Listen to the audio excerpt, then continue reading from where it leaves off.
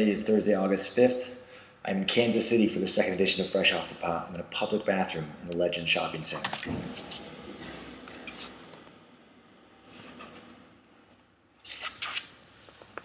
Pretty ridiculous. Here's what's happening in the world today.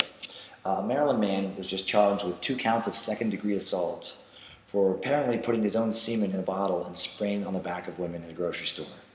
Pretty disgusting stuff, but in the right context, it could have been pretty awesome.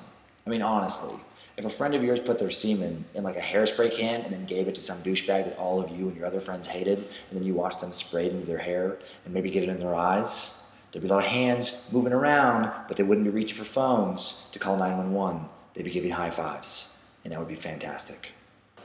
Stay calm.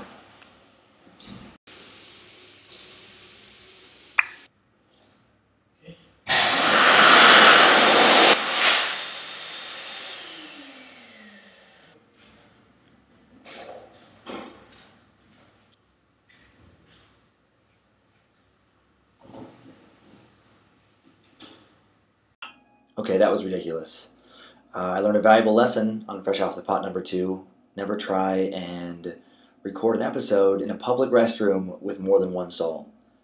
Because what happens is you get somebody sitting in the stall next to you for 5 minutes, probably wondering what you're doing while you're wondering what they're doing, and then you end up walking out of the bathroom after being there for like 15 minutes holding a laptop. Just looks a little shady. So now I'm in the Country Inn & Suites restroom in my hotel in Kansas City, Kansas, the Legends Entertainment Center. And we're going to continue with our story, Omar Thorton. On Tuesday, this man allegedly killed 8 coworkers before turning the gun on himself. He turned the gun on himself right after revealing with a telephone call to a family member that he had killed the racists. Apparently, Omar, right before the killing spree started, was fired by his boss after his boss had hired a private investigator who had caught Omar repeatedly stealing beer from the company. God, what a racist. How racist that this white boss couldn't let this black man steal from a white company.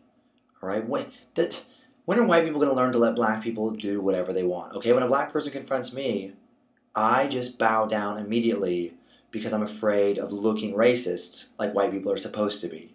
Okay? Apparently Omar's company doesn't understand the notion of white guilt because 150 years ago, our ancestors, or like many people, like myself in my case, vague, distant relatives of our ancestors, because my ancestors were still in Europe and had nothing to do with slavery, because they had slaves. Now, whenever we're in a confrontation with a black stranger and they say something to the effect of, is that because I'm black? You just get quiet, apologize, walk away, no matter who was right and who was wrong, and let them take no personal accountability for any of their own wrongdoing. All right? Stop with the racist, white people. Stop with being racist. All right, last news, a little lighter.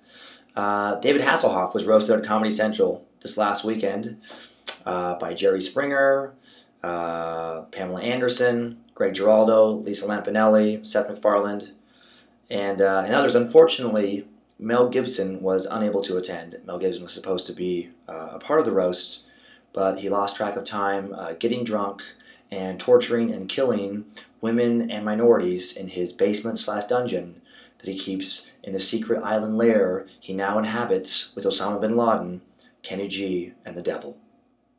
Thank you. See you next week.